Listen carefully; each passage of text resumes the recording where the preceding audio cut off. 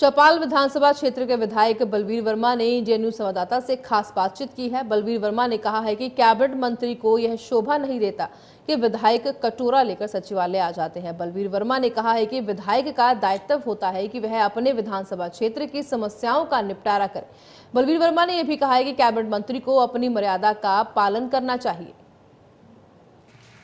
नमस्कार, मैं कामेश्वर शर्मा और आज हमारे बीच मौजूद है चौपाल विधानसभा क्षेत्र के विधायक बलवीर वर्मा जी।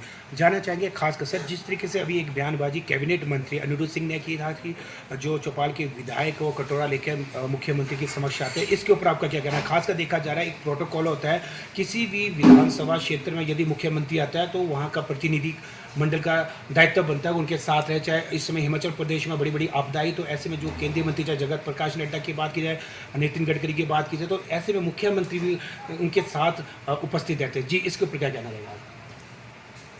मुझे भी बड़ी हैरानी हुई, माननीय मंत्री महोदय ने एक प्रेस में बयान दिया कि चौपाल के विधायक कटोरा लेके सेक्रेटरीट में घूमते हैं।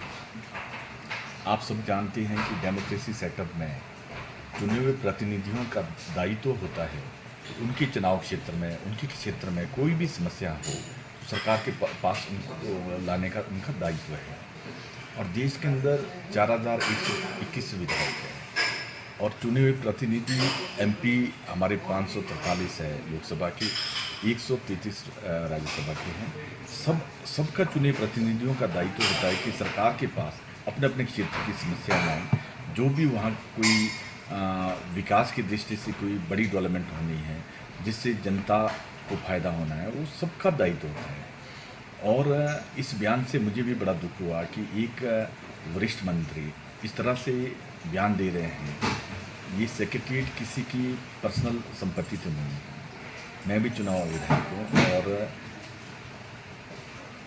हिमाचल प्रदेश सरकार के माननीय मंत्री महोदय और माननीय मुख्यमंत्री महोदय दिल्ली जाते हैं। हम भी अगर वही शब्द उनके लिए यूज़ करें तो मैं समझता हूँ कि ये बहुत ही मतलब हल्की और छोटी बात हो जाएगी। एक चुने हुए प्रतिनिधि को हमेशा संभल के बात करनी चाहिए। और एक हमारे विधायक इंस्टीट्यूशन है, हम सब का दायित्व है कि हम सब विधायक इंस्टीट्यूशन का ध्यान रखकर एक दूसरे की रिस्पेक्ट करें। वो भी विधायक है और साथ के विधायक बने हैं। ऐसा तो नहीं है कि बहुत वरिष्ठ विधायक है। और मुझे यही उनसे विनती है कि आप जब भी मेरी बात सुनो, किसी भी विधायक के प्रति कोई बयानबाजी करें, बहुत सोच समझ के करें और ऐसी बयानबाजी से हमेशा बच के रहें। और अगर मैं सेक्रेटरीट गया हूँ तो मेरा अधिकार है। मैं चुनावा प्रतिनिधि हूँ, चौपाल का विधायक हूँ। जनता की तकलीफ़ को लेकर आप समझते हैं कि आज इस बरसात में कितना नुकसान पूरी हिमाचल प्रदेश में हुआ है। हम सबको मिलकर, देश और प्रदेश को मिलकर, हम सबको विधायकों, भारतीय जनता पार्टी और कांग्रेस के विधायकों को मिलकर इस प्रदेश की चिंता करनी चाहिए। और हमने माननीय प्रधानमंत्री जी से भी, हमारे जो प्रतिपक्ष के नेता है आदरणीय श्री जयराम ठाकुर जी दिल्ली गए। उन्होंने माननीय प्रधानमंत्री जी से बात की और होम मिनिस्टर से बात की, गडकरी जी से बात की, बहुत सारे माननीय मंत्रियों से बात करके हिमाचल की चिंता को उन्होंने सबके सामने रखा है। और इस सरकार में, कांग्रेस सरकार के माननीय मुख्यमंत्री भी सबके पास गए हैं और पीडब्ल्यूडी मिनिस्टर आदरणीय श्री विक्रमादित्य जी भी दिल्ली गए हैं। पर उनका दायित्व था, अगर हम वो शब्द उनके ऊपर बोले तो मैं समझता हूँ कि मैं तो अपने विधायक की तौहीन करूँगा।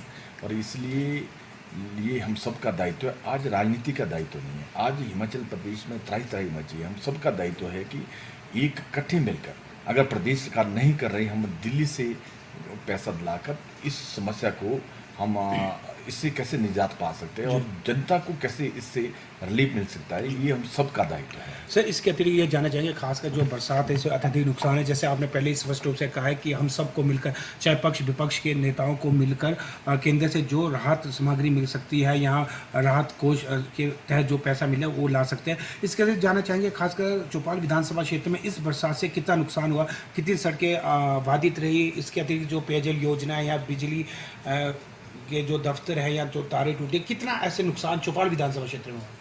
हमारे चुनाव क्षेत्र में 163 सड़कें के करीब सड़कें हैं और आप हैरान रहेंगे, मतलब 150 के करीब सड़कें खराब हुई थी। और ऐसा नहीं है हर बरसात में होती है, पर इस बार बहुत ज़्यादा हुई। 2019 में भी काफ़ी नुकसान हुआ था, पर हमने एक हफ्ते के अंदर सारी सड़कें खोल दी थी। रेस्क्यू ऑपरेशन बहुत स्ट्रांगली चलाया था। और इस बारी भी हमारी पीडब्ल्यूडी विभाग मेहनत कर रहा है और काफ़ी सड़कें उन्होंने खोल भी दी हैं और काफ़ी सड़कें बंद भी है, बसें भी फंसी हुई है और हमारे बागवानों को बहुत तकलीफ़ हो रही है। ऊपर से विधाता ने भी कहर बरसाया हुआ है, डेली बारिश हो रही है और सड़कें डेली बंद हो रही है। और हमारे जो मंडियों में सेब पहुंचना था वो नहीं पहुंच पा रहा है और ख़राब हो रहा है बागवानों का सेब। इसकी चिंता भी हम सबको करनी चाहिए कि कैसे मंडियों तक ये सेब पहुँचे। और मैंने पीछे भी कहा था कि माने जो हमारे हॉर्टिकल्चर मिनिस्टर है उन्होंने एक जो कानून थोपा है कि किलो के हिसाब से सेब बिकेगा, उसके बारे में मैंने उनसे आग्रह किया था। ठीक है, हम भी चाहते हैं कि किलो के हिसाब से सेब बिके, पर बागवान गलती से कोई 28 किलो ले आए मंडियों में तो उसको 28 के हिसाब से पैसे मिले कि ना कि 22 के हिसाब से मिले। ये हमने उनसे विनती की थी और उन्होंने कुछ और ही बयान तोड़ मरोड़ के सुना या किसी ने बताया उनको। मैंने कहा था कि सड़कों में बिना लाइसेंस से बहुत सारे लोग सेब ले रहे हैं, वो कौन लोग हैं उनका आइडेंटिफिकेशन करें। ऐसा ना हो बागवान 15 दिन के बाद पैसे के लिए घूमे कि वो पैसे नहीं मिल रहे। फिर बागवान, आप समझते, छोटे बागवानों को बहुत तकलीफ होती है। सर्दी का राशन लेना है, साल निकालनी है राशन से, और भी उन्होंने खाद स्प्रे के लिए और बहुत सारी दवाइयों के लिए कर्ज लिया होता है। बागवान बहुत तकलीफ में होते हैं।